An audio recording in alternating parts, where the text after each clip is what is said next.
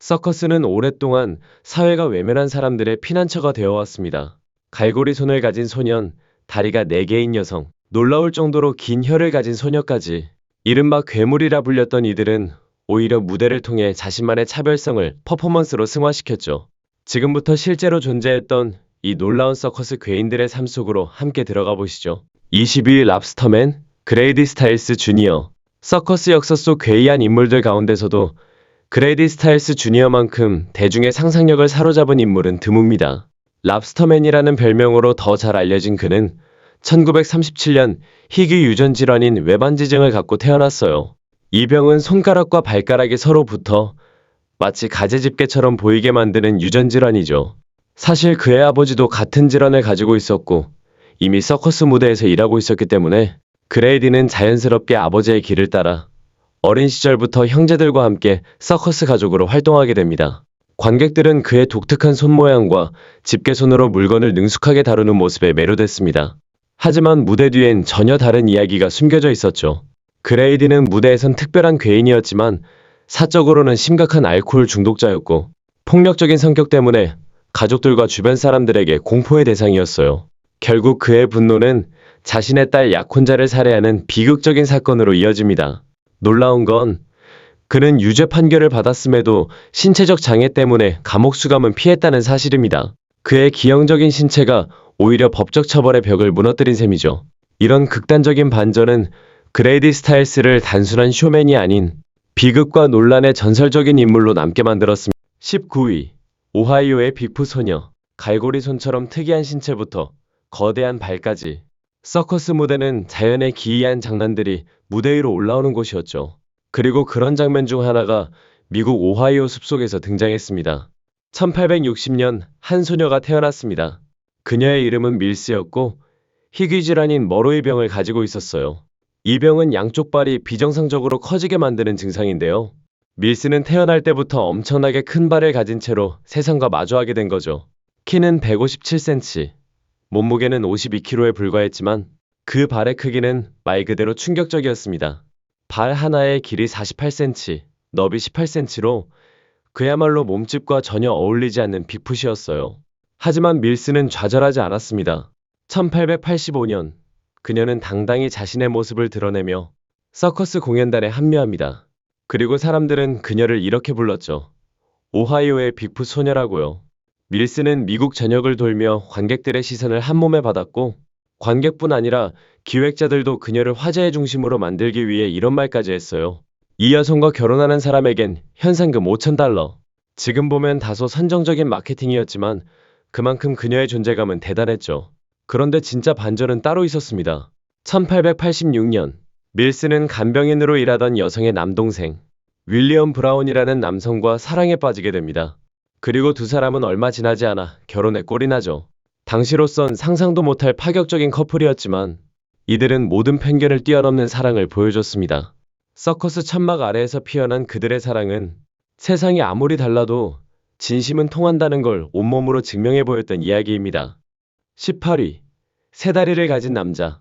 오하이오의 밀스가 거대한 발로 사람들을 놀라게 했다면 이번엔 다리가 하나 더 있었던 남자가 무대 위로 올라옵니다. 이 사람의 이름은 프란체스코 렌티니예요. 1889년 이탈리아 시칠리아에서 태어난 렌티니는 태아 시절 미처 떨어져 나오지 못한 기생 쌍둥이의 일부가 몸에 붙은 채 세상에 나왔습니다. 그래서 그는 정상적인 두 다리 외에 오른쪽 엉덩이에서 하나의 다리가 더 자라났고 그 끝에는 완전하진 않지만 발까지 달려 있었어요. 하지만 렌티니는 그런 자신의 신체를 부끄러워하지 않았습니다. 오히려 어릴 때부터 이 독특한 다리를 자신만의 능력처럼 다뤘죠. 세 다리로 걷고 달리고 자전거를 탈 수 있었고 그 균형 감각은 놀라울 정도였습니다. 그런 모습이 사람들의 눈길을 끌면서 어린 나이에 서커스 무대에 서게 된 렌티니는 8살에 미국으로 건너갔고 곧 그레이트 렌티니라는 이름으로 전국적인 유명인이 됩니다. 그는 축구도 하고 장애물을 넘고 춤을 추는 퍼포먼스로 관객을 압도했어요. 세 개의 다리를 독립적으로 움직이며 보이는 그 퍼포먼스는 당시 사람들에게 거의 마법처럼 보였다고 하죠. 하지만 렌티니는 단순한 공연자로 남지 않았습니다. 그는 미국 시민권을 취득하고 결혼해 건강한 네 아이의 아버지가 되었으며 서커스로 번 돈으로는 고향 시칠리아에 가족을 위한 농장을 구입하기도 했어요. 무대 위에서는 기이한 몸을 가진 사람이었을지 몰라도 그 무대 밖에서는 누구보다 평범하고 따뜻한 가족의 가장이었던 렌티니. 그는 몸이 아닌 삶의 태도와 선택으로 사람들을 감동시킨 인물이었습니다. 한 몸통 랜디언. 앞서 봤던 프란체스코 렌티니가 세 다리로 무대를 누볐다면 이번에는 아예 팔도 다리도 없는 채로 무대에 오른 인물입니다. 그의 이름은 랜디언. 1874년 영국령 기아나에서 태어났고 태어날 때부터 팔과 다리가 전혀 없는 채로 세상에 나온 인물이었어요. 의학적으로는 사지 없는 증후군, 즉 테트라 아멜리아 증후군이라 불리는 상태였죠. 그런데 놀라운 건 랜디언이 이 극단적인 장애를 어떻게 받아들였는가예요. 다른 사람 같았으면 단순히 누워있는 삶을 살았겠지만 랜디언은 스스로 움직이고 스스로 무엇이든 해내는 삶을 선택합니다. 어릴 적부터 입을 이용해 글을 쓰고 그림을 그리고 심지어 면도까지 스스로 했어요. 입에 연필을 물고 문장을 쓰고 심지어 담배를 말아서 불까지 붙이고 피우는 놀라운 기술까지 보여줬죠. 이런 글을 눈여겨본 사람이 있었는데 바로 미국의 전설적인 서커스 기획자 P.T. 바넘이었습니다. 바넘은 랜디언의 실력을 한눈에 알아봤고 그를 자신의 서커스 무대에 세우게 됩니다. 그리고 랜디언은 무대에서 담배를 손 대신 입으로 말고 불을 붙여 피우는 퍼포먼스로 관객들에게 엄청난 충격과 감탄을 안겨줬죠. 하지만 랜디언의 인생은 단지 쇼맨십에 머물지 않았습니다.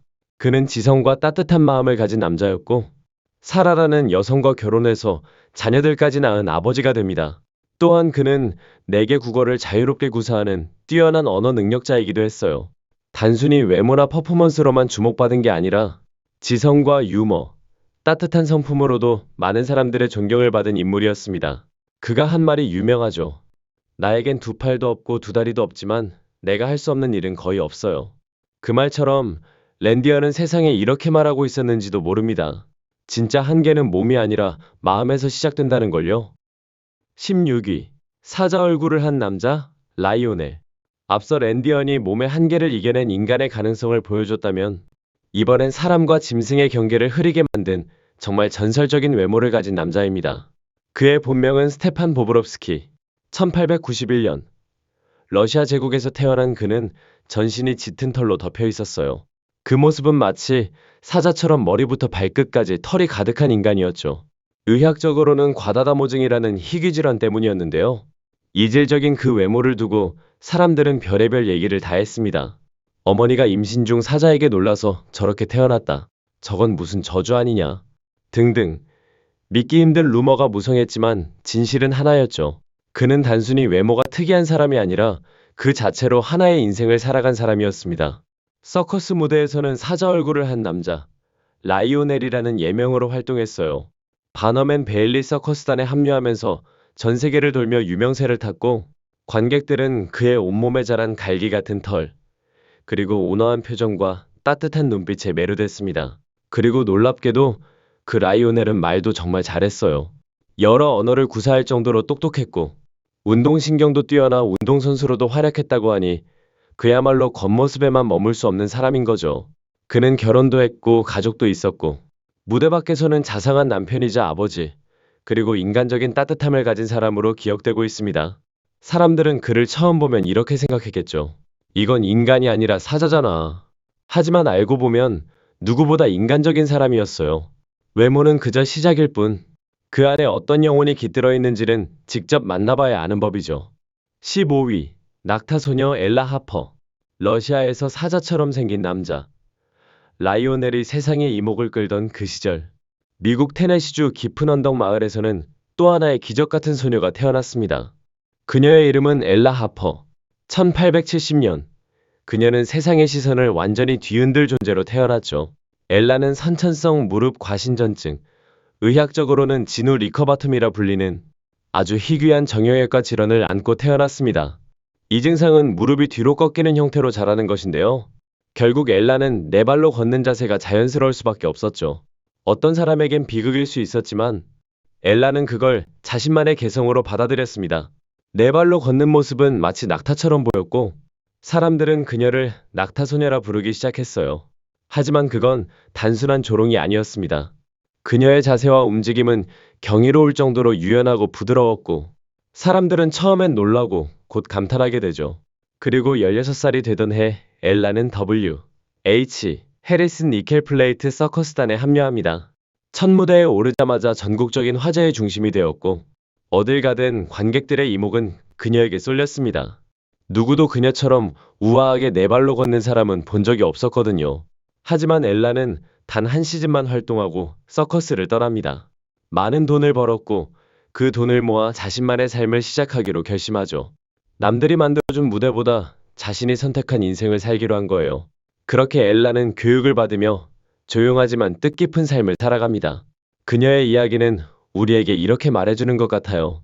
특별한 몸이 인생을 결정짓는 게 아니라 그걸 어떻게 마주하고 살아가느냐가 중요하다는 걸요. 14위. 작은 거인 톰섬 장군. 앞서 봤던 엘라 하퍼가 네 발로 걷는 당당한 삶을 보여줬다면 이번에는 키는 작았지만 존재감은 누구보다 컸던 한 남자의 이야기입니다. 그의 본명은 찰스 셔우드 스트래턴. 1838년 미국 코네티컷주에서 태어난 그는 태어날 때는 건강했지만 생후 몇 개월 후부터 성장이 멈추기 시작합니다. 그렇게 그의 키는 64cm에서 멈췄고 성인 시기까지도 몸집은 아주 작았죠. 하지만 그의 인생은 키와는 전혀 다르게 흘러갑니다.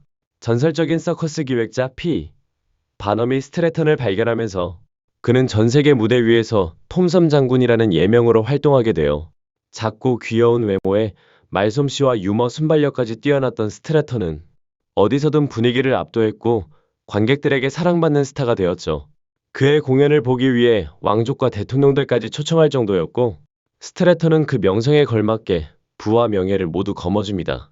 하지만 그는 단순한 쇼맨이 아니었어요.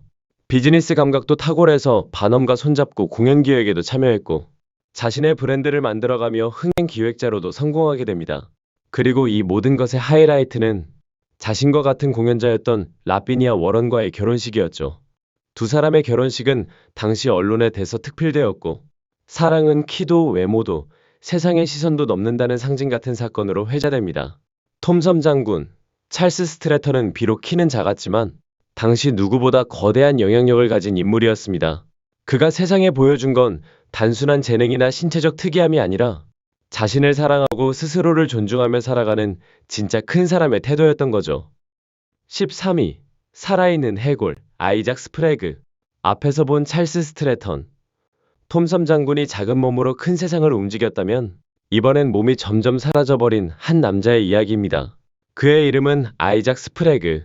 1841년 미국 매사추세츠에서 태어났고 어릴 땐 정말 평범했어요. 건강하고 활기차고 다른 아이들과 다를 게 없었죠. 그런데 사춘기에 접어들면서 이상한 변화가 시작됐습니다. 아무리 먹어도 살이 찌지 않았고 오히려 몸이 점점 말라가기 시작한 거예요. 식욕은 왕성한데 몸은 말라비틀어지고 그 이유를 누구도 알지 못했죠. 그의 몸은 점점 뼈와 힘줄만 남은 상태로 변했고 성인이 된 후 몸무게는 고작 19kg. 말 그대로 살아있는 해골이라 불릴 정도였어요. 이 희귀하고 충격적인 외모 때문에 그는 곧 서커스 기획자 P.T. 바넘의 눈에 띄게 됩니다. 바넘은 스프레그를 무대에 세웠고 관객들은 그를 보며 공포와 경이로움이 뒤섞인 감정을 느꼈죠. 하지만 스프레그는 단순히 신체적 특이성만 가진 사람이 아니었습니다. 깊은 내면과 용기를 가진 사람이었고 몸이 극도로 말라 있었지만 삶에 대한 의지는 누구보다 강했어요. 그는 2번 결혼했고 3명의 자녀를 둔 아버지이기도 했습니다. 무대 밖에서는 아이들과 시간을 보내고 자신을 두려움의 대상으로 보는 시선 대신 가족의 따뜻함 속에 살아가길 원했죠. 심지어 그는 자신을 발굴해낸 바넘보다도 더 오래 살아남았고 죽는 날까지 자신의 존재가 단순한 괴이함으로 기억되지 않기를 바랐습니다. 스프레그의 삶은 이렇게 말하는 듯해요. 외형이 다가 아니다. 사람의 진짜 모습은 겉이 아니라 안에 담긴 용기와 사랑으로 빛난다. 12위. 원숭이 소녀 프리실라 로터. 이번 이야기의 주인공은 인간과 동물의 경계를 흐렸던 한 소녀, 프리실라 로터입니다. 그녀는 1911년 푸에르토리코의 울창한 숲속에서 태어났어요. 태어났을 때부터 온몸이 두꺼운 털로 뒤덮여 있었고 그 모습 때문에 사람들은 그녀를 원숭이 소녀라고 불렀습니다. 의학적으로는 과다다모증, 즉 전신에 지나치게 털이 자라는 희귀한 질환이었어요. 보통 이런 경우 가족이 아이를 숨기고 세상과 단절한 채 살았을 수도 있었겠지만 프리실라의 아버지는 다르게 생각했습니다. 딸의 상태에 대한 해답을 찾기 위해 그녀를 미국 뉴욕으로 데려간 거예요. 하지만 그 선택은 예상과 다른 결과를 낳습니다. 의학적 도움보다는 서커스 업계 사람들의 눈에 띄게 된 것이죠. 그중 한 명이 바로 서커스 기획자 칼로터였습니다. 그는 프리실라를 단순한 기이한 존재로 보지 않았어요. 사랑이 필요한 어린아이, 그렇게 바라본 거죠. 그 덕분에 프리실라는 서커스에서 보호받으며 무대에 서게 되고 그 풍성한 털과 순수한 미소, 장난기 가득한 성격으로 많은 관객들의 사랑을 받습니다. 그리고 이 무대에서 그녀는 특별한 인연도 만나게 돼요. 그의 이름은 알라게이터 스킨맨 메디노 바야노. 온몸이 비늘처럼 생긴 피부를 가진 또 다른 서커스 스타였죠. 처음엔 단순한 동료였지만 두 사람은 서로를 있는 그대로 받아들이고 그 안에서 진짜 사랑을 키워나갑니다. 세상은 그들의 외모만 보고 놀라워했지만 정작 그들 안에는 누구보다 따뜻하고 섬세한 마음이 있었던 거예요. 프리실라 로터의 이야기는 단순한 기이함의 기록이 아닙니다. 그녀는 무대 위에서 이렇게 말하고 있었던 거죠. 당신이 나를 어떻게 보든 나는 사랑받을 자격이 있는 사람입니다. 11위. 미네소타의 양털 소녀 앨리스 도허티.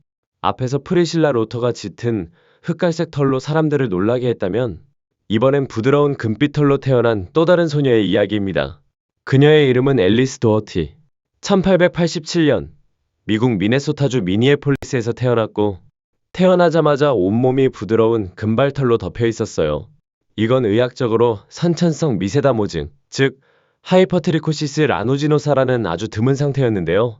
이 질환은 피부에 아주 가늘고 부드러운 솜털이 태어날 때부터 자라나는 병이었죠. 사람들은 그녀의 모습을 보고 경이로움과 동시에 약간의 두려움을 느꼈다고 해요. 아기일 때부터 털이 있었고 성인이 될 무렵엔 그 털 길이가 무려 23cm에 달했으니까요. 도어티의 부모는 고민 끝에 결정을 내립니다. 딸의 외모를 감추기보단 오히려 무대 위에 세우기로 한 거예요.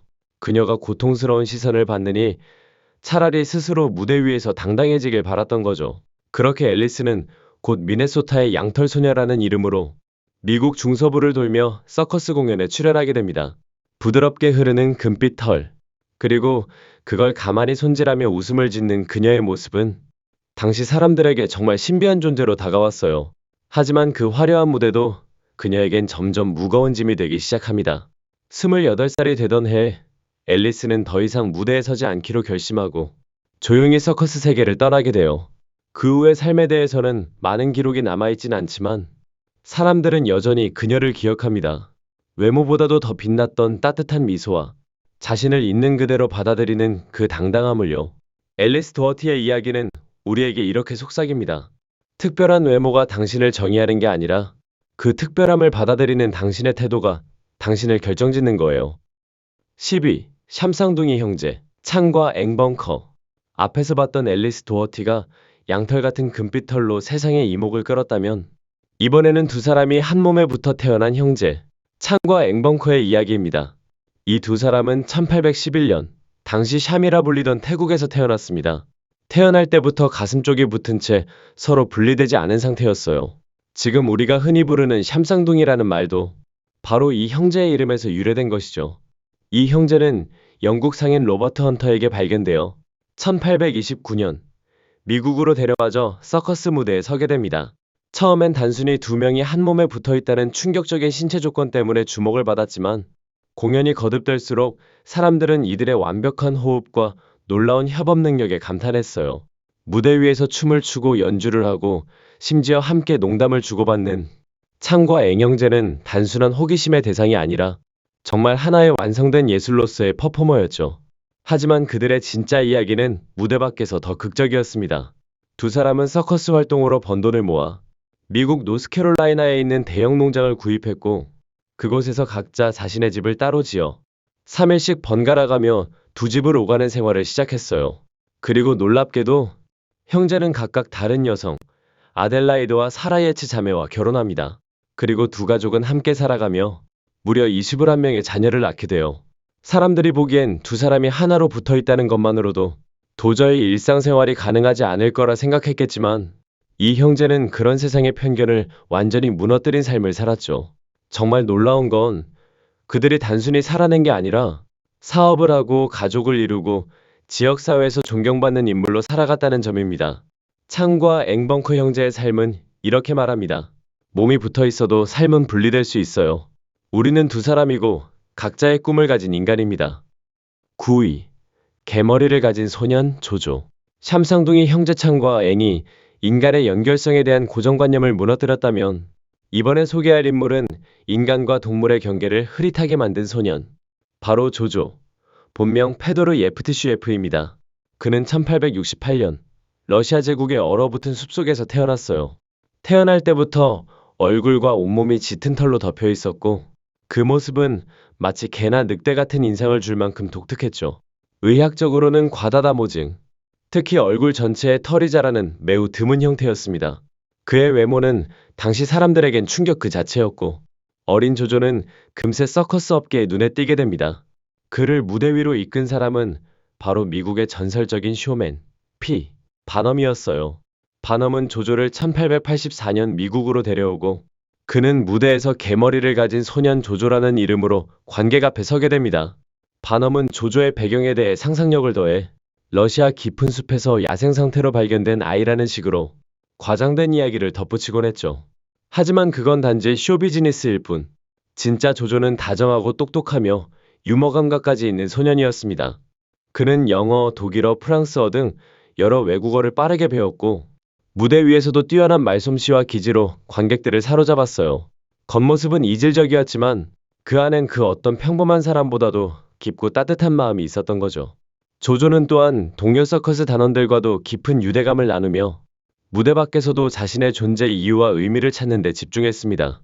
그는 자신의 명성을 이용해 장애를 가진 사람들의 인권을 이야기하고 다름은 결핍이 아니라 특별함이다라는 메시지를 전하기 위해 노력했어요. 그의 삶은 우리에게 이렇게 이야기합니다. 나를 겉모습으로 판단하기 전에 내 안에 무엇이 있는지를 먼저 봐주세요. 8위. 작은 머리의 스타. 슐리치. 앞에서 조조가 온몸의 털로 동물 같은 외모를 가졌다면 이번엔 머리 크기 하나로 전 세계를 놀라게 만든 인물. 바로 슐리치. 본명은 시몬 매치입니다. 그는 1901년 미국에서 태어났고 태어날 때부터 머리가 비정상적으로 작고 이목구비가 독특하게 발달된 상태였습니다. 의학적으로는 소두증, 즉 두개골이 발달하지 않아 뇌와 두개골 크기가 비정상적으로 작은 질환이었어요. 당시엔 사람들에게 낯선 병이었고 그래서 슐리치는 금세 서커스 업계에 관심을 받게 됩니다. 그는 무대에서 마지막 아즈텍 혹은 소두증 소년이라는 이름으로 불렸고 그의 작은 키와 독특한 외모는 많은 관객들에게 충격과 호기심 그리고 의외의 감동을 안겼죠. 하지만 그가 정말 특별했던 건 그의 순수한 마음과 해맑은 미소 그리고 어린아이 같은 천진난만한 말투였어요. 슐리치는 무대 위에서 관객과 자연스럽게 교감했고 그 자체로 하나의 코미디언이자 스타 퍼포머로 성장합니다. 그의 인기는 정점을 찍습니다. 1932년 그는 전설적인 컬트 영화 프릭스에 출연하게 되는데요. 이 영화에서의 슐리치는 실제 서커스 단원들과 함께 연기하며 당시엔 보기 힘든 다름에 대한 용기 있는 연기를 선보입니다. 물론 영화는 내용이 논란이 되어 여러 나라에서 상영 금지가 되기도 했지만 슐리치는 그 영화를 통해 단순한 서커스 스타가 아닌 상징적인 인물로 기억되게 되죠. 무대 밖에서도 그는 사랑이 많고 다정한 사람이었고 사람들은 슐리치를 두고 이렇게 말했습니다. 그의 웃음 하나면 하루의 어두움도 사라진다. 비록 그는 평생 누군가에겐 기형으로 불렸지만 그는 누구보다 당당했고 누구보다 사람을 따뜻하게 만드는 존재였습니다. 슐리치의 삶은 이렇게 말해요. 세상이 뭐라고 부르든 나는 내가 누구인지 웃음으로 증명할 수 있어요. 7위. 4개의 다리를 가진 소녀 마이틀 코빈. 조그마한 머리를 가진 슐리치가 작은 존재가 줄 수 있는 큰 감동을 보여줬다면 이번에 소개할 주인공은 사람의 기본적인 형태마저 다시 생각하게 만든 인물입니다. 그녀의 이름은 마이틀 코빈. 1868년 미국 테네시주 산골에서 태어난 그녀는 태어날 때부터 2개의 골반과 4개의 다리를 가지고 있었습니다. 이건 의학적으로 디피구스라는 기형인데요. 하나의 몸에 2개의 하반신이 병합된 상태였던 거예요. 그 결과 양쪽에 각각 2다리가 붙어 있어 총 4다리가 있었던 거죠. 다른 사람 같았으면 숨기고 살기 바빴을지도 몰라요. 하지만 마이틀은 어릴 때부터 당당했습니다. 자신의 외형을 부끄러워하지 않았고 오히려 4개의 다리를 활용해 걷고 심지어 춤까지 출 수 있었어요. 그 모습이 입소문을 타면서 13살이 되던 해 그녀는 P.T. 바넘의 서커스단에 스카우트돼 본격적인 무대에 서게 됩니다. 관객들은 4개의 다리를 자유자재로 움직이는 모습에 넋을 놓았고 심지어 의사와 과학자들까지 그녀의 해부학적 구조를 연구하려고 찾아왔어요. 하지만 마이틀의 삶은 단순한 특이한 퍼포먼스에 그치지 않았습니다. 그녀를 진심으로 사랑해준 남자, 제임스 클린턴 비그넬이라는 남성과 결혼하게 되죠. 그는 마이틀의 외모가 아닌 그녀의 따뜻한 마음과 강인한 정신을 사랑했습니다. 두 사람은 결혼 후 4명의 자녀를 낳고 남들과 다를 바 없는 가족 중심의 평범한 삶을 살아갑니다. 사람들은 처음엔 호기심으로 그녀를 봤지만 결국엔 그녀의 용기와 인간다움에 감동을 받았어요. 마이틀 코비는 우리에게 이렇게 말하는 듯합니다. 다리 개수가 중요한 게 아니라 그 다리로 어디를 향해 걷느냐가 중요한 거예요. 6위. 다리 없는 고개사 엘리 보웬. 앞에서 마이틀 코빈이 4개의 다리로 무대를 누볐다면 이번 주인공은 반대로 다리가 전혀 없는 채로 무대를 장악했던 인물입니다. 그의 이름은 엘리 보웬. 1844년 미국에서 태어난 그는 태어날 때부터 다리가 없었습니다. 정확히 말하면 양쪽 발이 골반에 직접 붙은 상태로 태어난 거예요. 의학적으로는 포코멜리아라는 매우 희귀한 질환이죠. 다른 사람 같았으면 그냥 휠체어에 의지하며 살았을 수도 있었겠지만 보웬은 완전히 달랐습니다. 어릴 때부터 상체 근육을 강하게 단련하면서 손과 팔만으로 움직이고 훈련하며 엄청난 균형감과 힘을 키웠어요. 그리고 마침내 13살의 나이에 그는 서커스 무대에 오릅니다. 그때 붙은 별명이 바로 다리 없는 고개사. 관객들은 처음엔 그를 보고 안쓰러워했지만 막상 무대 위에서 그가 손으로 물구나무를 서고 말을 타고 심지어 줄 위를 걷는 모습에 입을 다물지 못했죠. 엘리 보웬은 손으로 말 위에 올라타고 두 팔로 균형을 잡으며 공중제비까지 도는 기회를 선보였고 그 모습은 그 자체로 사람들에게 용기와 감동을 전하는 장면이었습니다. 무대에서의 퍼포먼스도 대단했지만 그의 진짜 위대함은 일상 속에서 나왔습니다. 보웬은 결혼도 했고 한 가정의 가장으로서 책임감 있는 삶을 살았어요. 사람들은 그를 기영이라 부를지 몰라도 그의 주변 사람들은 그를 진정한 영웅이라 불렀습니다. 그는 단순히 장애를 극복한 게 아니라 자신만의 방식으로 세상을 이긴 사람이었어요. 엘리 보웬의 이야기는 이렇게 말해요. 세상이 정한 기준 따윈 상관없어요. 내 몸이 아니라 내 의지가 나를 결정하는 겁니다. 5위. 팔 없는 기적 프랜시스 오코너. 앞에서 엘리 보웬이 다리 없이도 공중을 날아다니며 감동을 줬다면 이번엔 팔이 전혀 없는 채로 누구보다도 섬세한 일을 해낸 여성이 있습니다. 그녀의 이름은 프랜시스 오코너. 태어날 때부터 양팔이 완전히 없는 상태로 태어났고 당시 기준으로 보면 세상 사람들은 그녀를 보고 이 아이는 평생 누군가의 도움 없이는 아무것도 못하겠구나라고 생각했을 거예요. 하지만 오코너는 세상의 그런 시선을 아주 단호하게 거절했습니다. 어릴 때부터 발을 손처럼 사용하기 시작했고 발가락으로 글씨를 쓰고 옷을 꿰매고 심지어 그림을 그리고 바느질까지도 능숙하게 해냈어요. 그 모습을 본 사람들이 말했죠. 저건 기술이 아니라 예술이다. 그리고 그녀는 곧 링글링 브라더스 서커스단에 합류하면서 전국 무대에 오르게 됩니다. 사람들은 그녀를 보고 살아있는 비너스 드 밀로라고 불렀어요.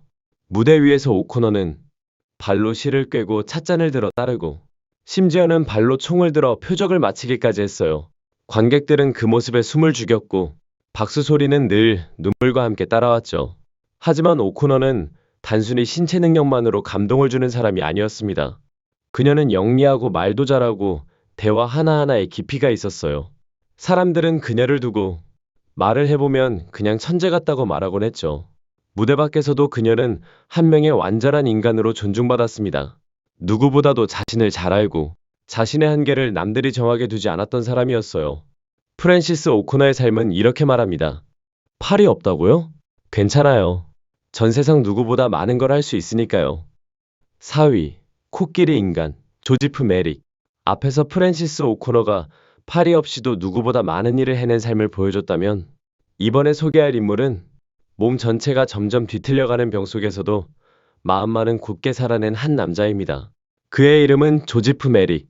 1862년 영국 런던에서 태어났고 어릴 땐 평범한 아이였지만 몇 년 지나지 않아 그의 몸에 기이한 변화가 일어나기 시작합니다.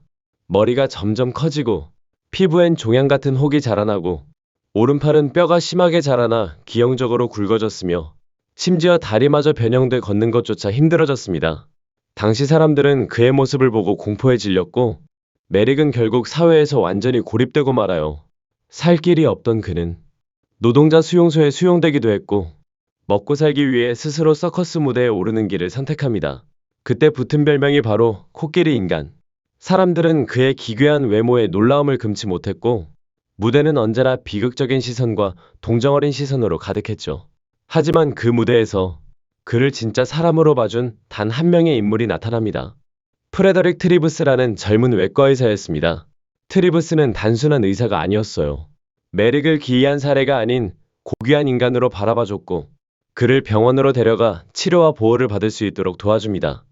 그리고 병원에 머무는 동안 사람들은 조지프 메릭이 얼마나 지적이고 감성적인 사람인지를 알게 됩니다.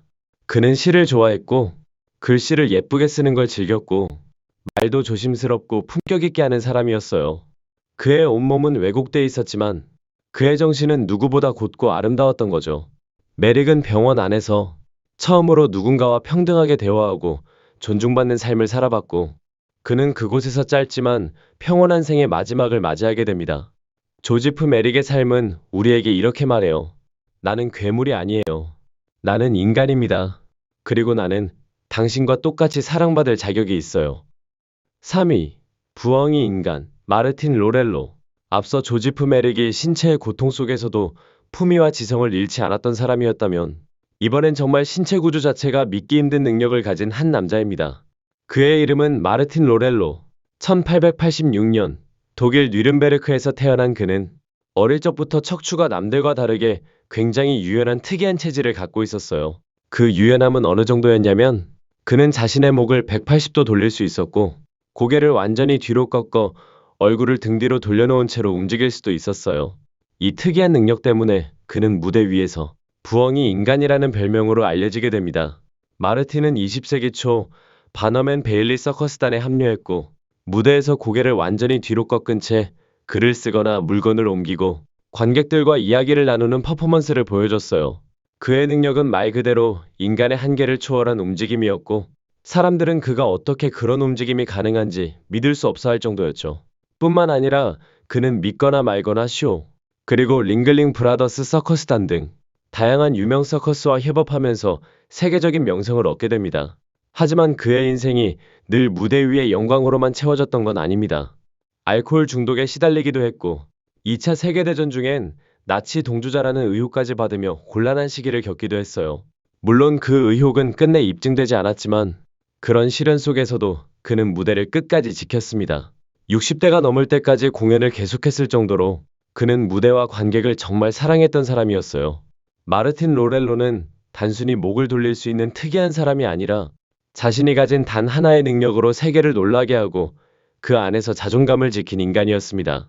그의 삶은 이렇게 말하는 듯해요. 누군가에겐 괴상하게 보일지 몰라도 이건 나만의 재능이고 나만의 방식이에요.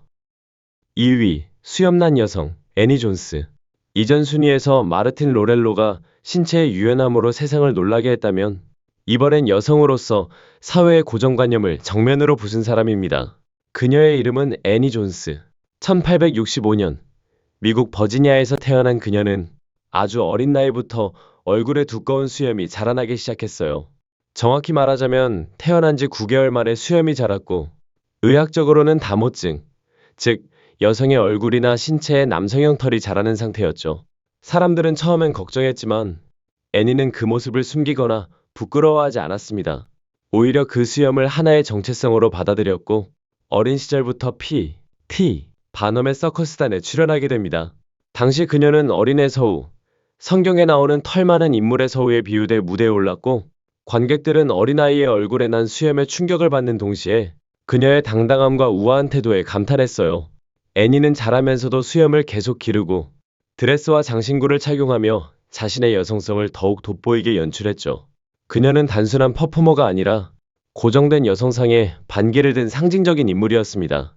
더 놀라운 건 애니 존스는 단지 공연만 하는 것이 아니라 당시 사회에서 괴물이라 불리던 신체적 차이를 가진 사람들을 위해 차별 철폐 운동을 벌이기도 했다는 점이에요. 그녀는 서커스 투어 중에도 언론 인터뷰를 통해 우리는 괴물이 아니다. 우리는 단지 다를 뿐이다라는 메시지를 전달했고 많은 사람들의 생각을 바꾸는 데 큰 영향을 줬어요. 무대 위에서는 화려한 외모와 유머로 관객을 사로잡았고 무대 밖에서는 지성과 신념으로 싸워나간 당당한 여성이었습니다. 애니 존스는 이렇게 말하는 듯 했죠. 나는 여성이에요. 그리고 수염이 있다고 해서 그게 나를 덜 여자로 만드는 건 아니에요. 진짜 나를 판단하는 기준은 겉이 아니라 내가 어떤 삶을 사느냐예요.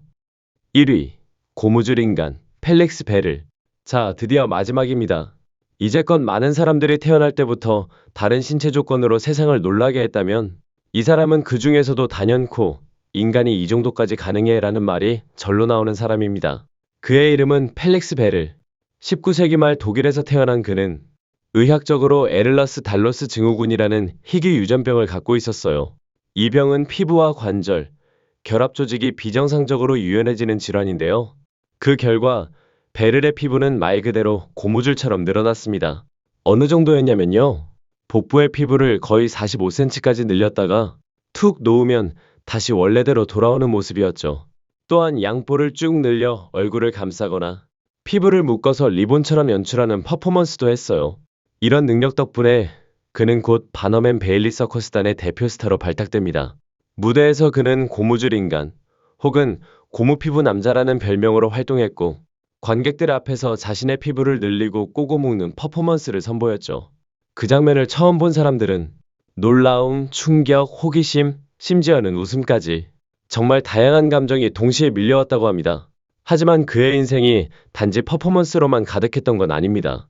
끊임없는 의료 연구 대상이 되기도 했고 피부가 쉽게 찢어지고 아물지 않는 부작용도 있었기 때문에 그가 겪는 고통은 결코 적지 않았어요. 그럼에도 베를은 항상 무대 위에서 이렇게 말했습니다. 내 몸은 남들과 달라요. 하지만 이건 내 강점이기도 하죠. 나는 이 피부 덕분에 세계를 여행하고 사람들에게 놀라움을 줄 수 있으니까요. 그는 단순히 몸이 특이한 사람이 아니라 자신의 조건을 받아들이고 그걸 삶의 무기로 만든 인물이었습니다. 그의 퍼포먼스를 본 많은 사람들은 이렇게 말하곤 했어요. 인간의 몸은 정말 경이롭다. 하지만 그보다 더 놀라운 건 그걸 있는 그대로 사랑하는 인간의 정신이다.